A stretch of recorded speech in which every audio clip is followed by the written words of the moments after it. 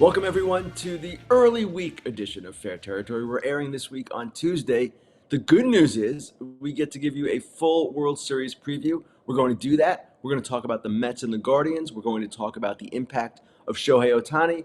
And as always, we are going to answer your questions.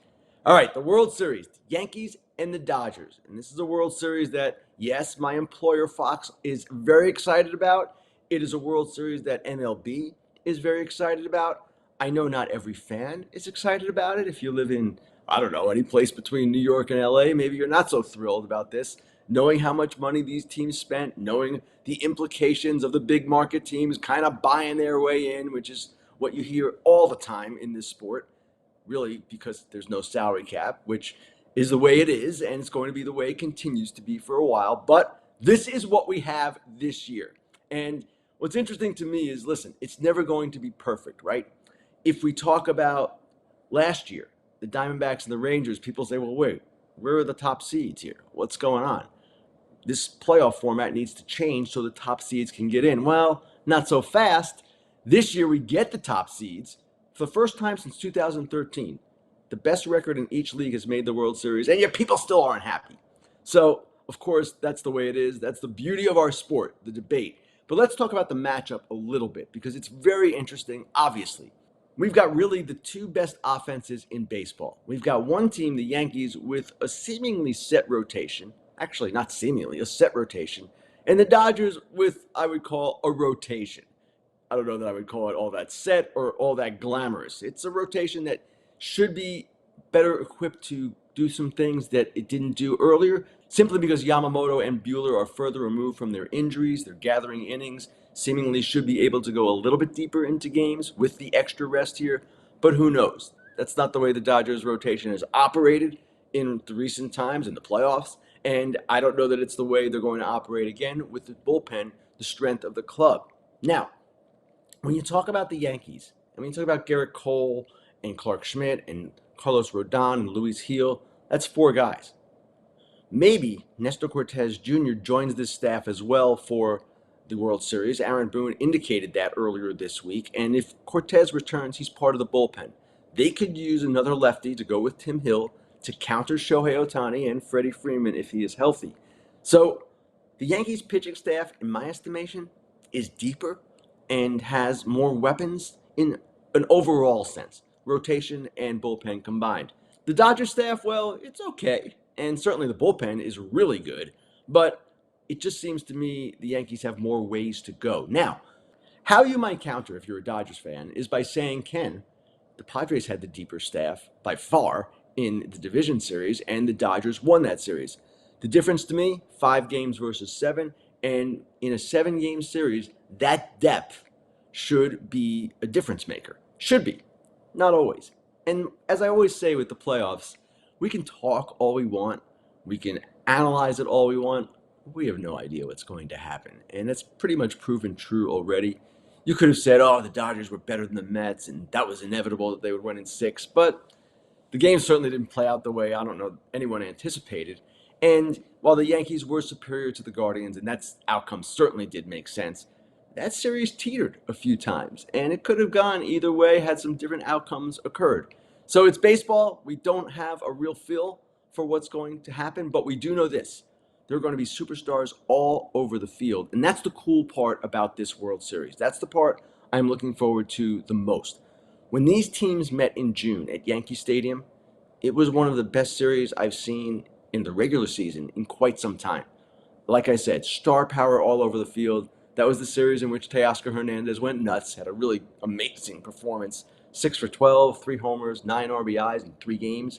But Ohtani and Freeman and Betts for the Dodgers, and then, of course, Judge, Soto, Stanton for the Yankees. We also have the 2 highest paid pitchers in the game. Yamamoto for the Dodgers, Cole for the Yankees. I'm talking about highest paid in terms of total contract. So, as you see right there, Garrett Cole is going to start game 1 for the Yankees.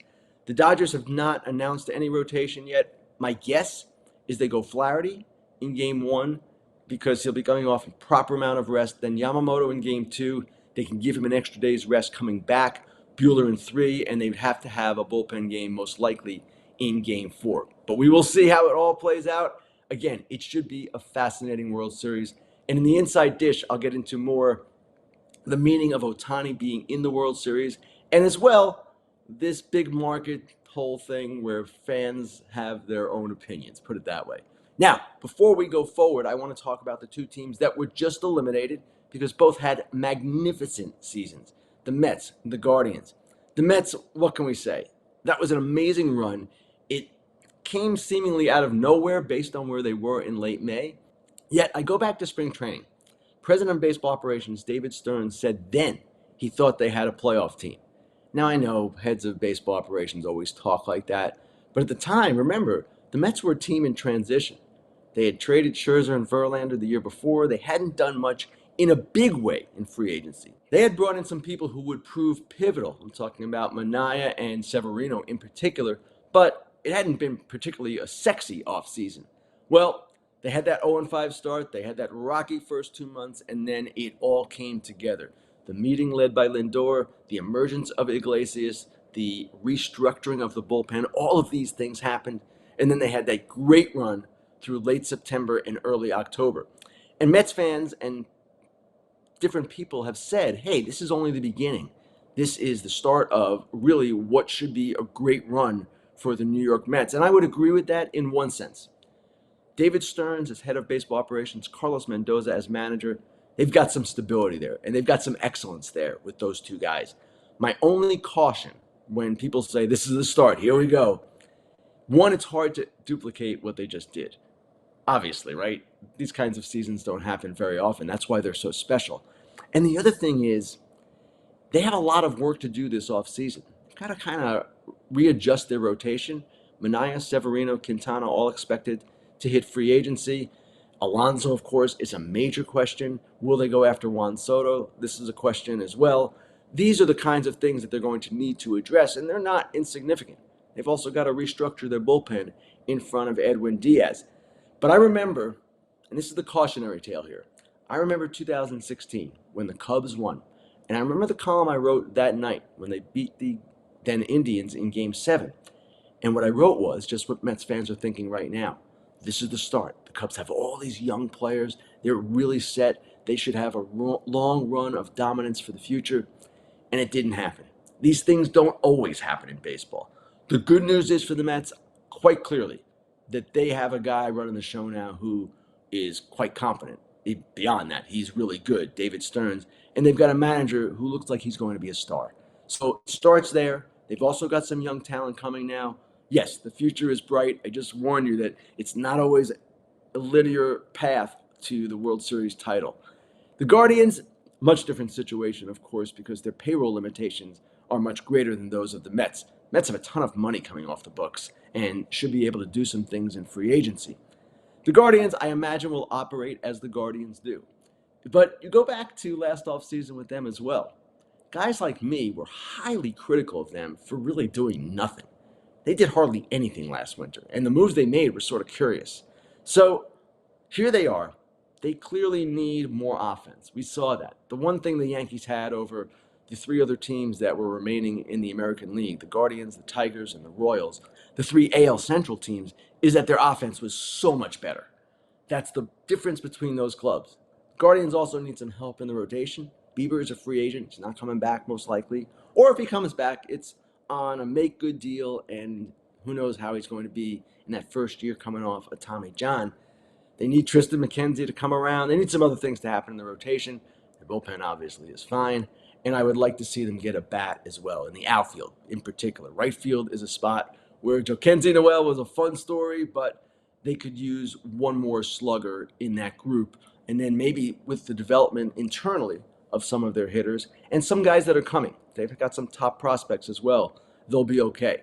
They're playing in a division that is not as competitive as the NL East, where you have the Braves who will be resurgent, where you still have the Phillies. But it's a division, the AL Central, that is quite competitive and quite good. It's just not the powerhouse kind of operation that we're seeing in the NL East, the AL East, things like that. So I love where the Guardians are.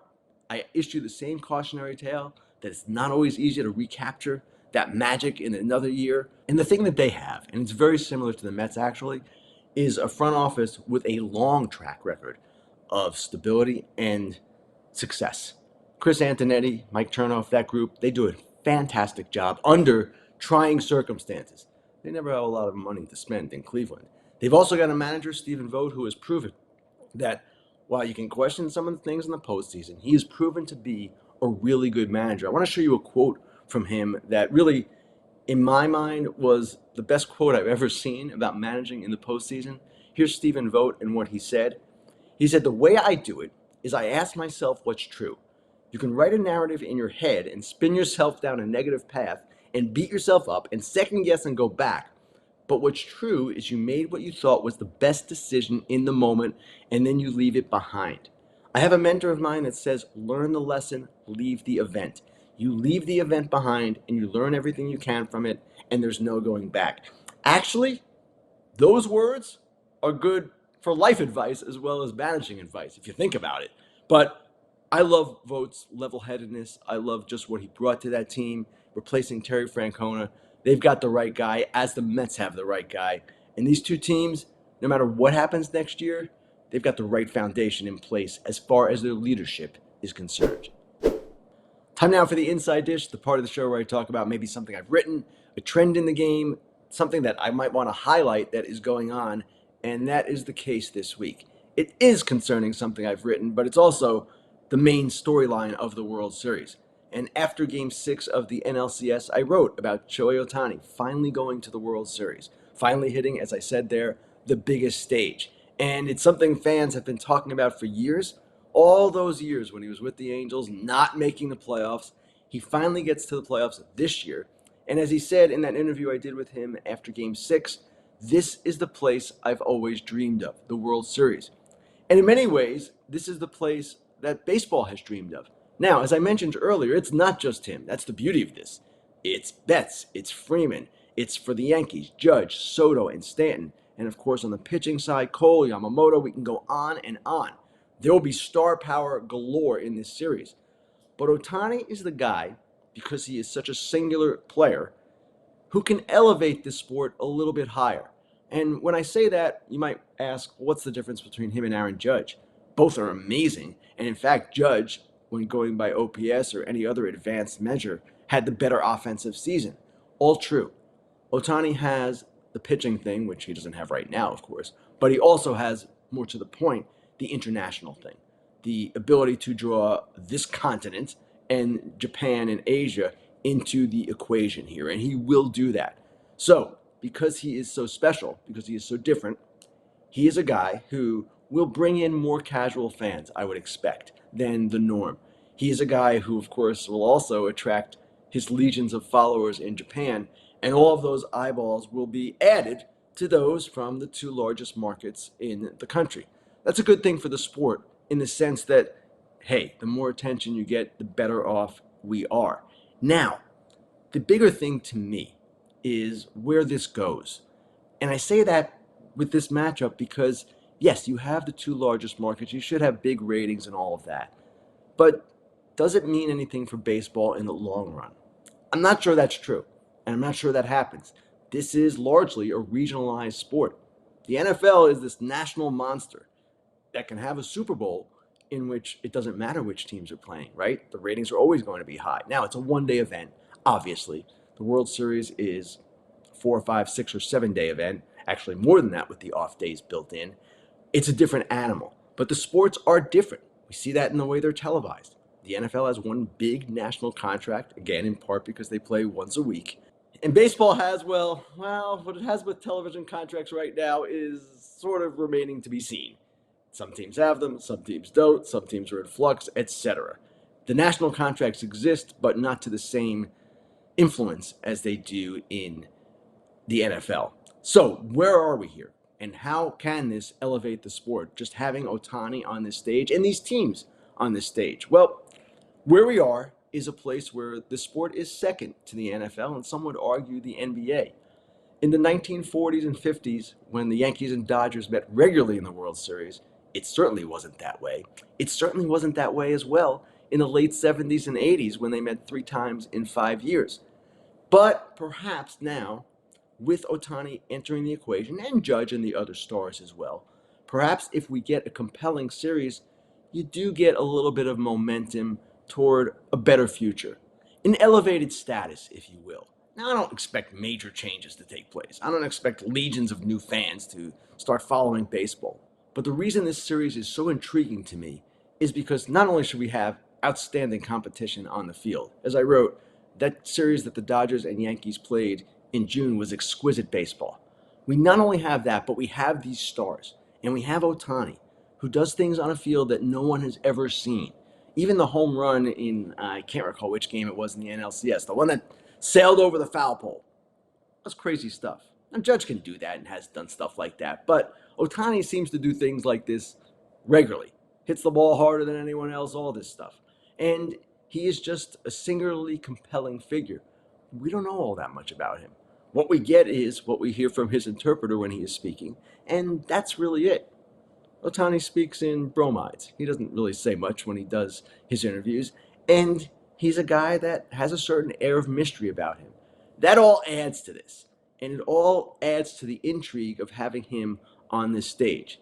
So, while I know fans in smaller markets are looking at this matchup and rolling their eyes, or not all fans, but some fans, what we really should do is look at this as an appreciation of the sport at its finest. Well, you can say, hey, the World Series is that every year. But you know what? I would suggest last year, the Arizona Diamondbacks-Texas Rangers matchup was not entirely that. The Diamondbacks lineup was one that didn't look like it belonged in the World Series. The Rangers, different story. They had stars all over the field. They had an excellent vibe about them, and they kind of went about it in a way with their pitching that was really cool. And Bruce Bochy, of course, was their manager. I'm not disrespecting the Diamondbacks. I'm just saying that wasn't the kind of team we're seeing in this World Series. So, while they got there and they deserved to get there, and the tournament was brilliant in the way they went about it, beating the Phillies, that matchup wasn't all that sexy, and we saw it in the ratings. People didn't want to watch. So, we're going to see higher ratings here. We're going to see better baseball. And I hope we're going to see fans from all cities, smaller markets, larger markets, just appreciate the quality of what we're seeing and the uniqueness of Ohtani. Again, it doesn't solve all of our sports problems. And as I wrote, the economic disparity, the payroll disparity between teams like the Dodgers and Yankees and teams like the Guardians and others, that's a real issue. It's an enduring issue in our sport. It's one that has never been solved. And I don't know that it ever will be solved. I don't know that we're ever going to have a salary cap, not without a work stoppage. So, again, appreciate this for what it is. Try, if you can, to put away your local preferences for a minute and watch the sport and appreciate the sport for what should be the sport at its finest. That is what this series is all about. It's not about the second biggest payroll versus the third biggest payroll. It's about the sheer quality of talent that we're going to see. And it's about one guy as well, Ohtani, who has electrified this sport. He has transformed the sport in certain ways. He has elevated it in an international way. So that's what I'm looking forward to here. I hope that's what all fans are looking forward to here. And the fact that Ohtani is finally in this position, finally ready to appear in the World Series, it's really cool. It's something we've all talked about. Now that it's here, let's enjoy it. We'll be right back after a quick word from AJ Przinsky, Eric Kratz, and Scott Braun. We get it. Mornings are nuts. No time for breakfast, but you need to get your day started right. What if a delicious, nutritious meal could be ready in seconds? Support for Foul Territory is brought to you by Huel, the world's #1 complete nutrition brand. With over 400 million meals sold worldwide, Huel is trusted by millions of people looking to fuel their days with convenient, complete nutrition. Try it for yourself with this exclusive FT offer. 15% off with the code FOUL at Huel.com. You know we're all about saving time, but we get hangry, like a lot. I recently fell in love with the Huel Ultimate Super Greens Powder, which is a perfect blend of 91 vitamins, minerals, and whole food sourced ingredients. I also love their complete nutrition bars, and those hot and savory pouches are fire too. FT fam, give it a shot. Get 15% off with the code FOUL at HUEL.com. Unlock a healthier, easier way to eat with Huel. Nutritionally complete meals in minutes so you can focus on what really matters. Time now for Grillin Ken. Let's get to your questions. And the question is, what's the one big move you believe the Phillies will try to pull off? Really good question, Philly Nation, actually, because Dave Dombrowski, in his end of season news conference, kind of indicated he was happy with what he had, and he should be. He's got a really good core of players, but I'm sure as well that there are going to be changes. Dombrowski, as the head of baseball operations, he's not the type to tip his hand. So you might ask, what are they going to do? Now, the obvious move, in my opinion, is a center fielder if you're going to keep Marsh in left, or a left fielder if you're going to move Marsh to center. Now, identifying that player isn't easy, and I know Philly fans out there might be raising their hand and saying, whoa, there's a left fielder that we'd like. His name is Juan Soto. I just don't know that the owner, John Middleton, is going to go for another massive contract. I expect they'll be in there at some level. They'll at least explore the market, but I don't know that they end up with Juan Soto. So, perhaps an outfielder, that would be, in my estimation, the obvious move for them, but I wouldn't put anything past them. Could they trade Bohm? Could they trade Stott? Could they do something that kind of surprises us to shake it up a little bit? That would not shock me. Dave Dombrowski is a guy who does things. He does not sit still. He does not let the status quo simply linger. So yes, I believe the Phillies will do something big.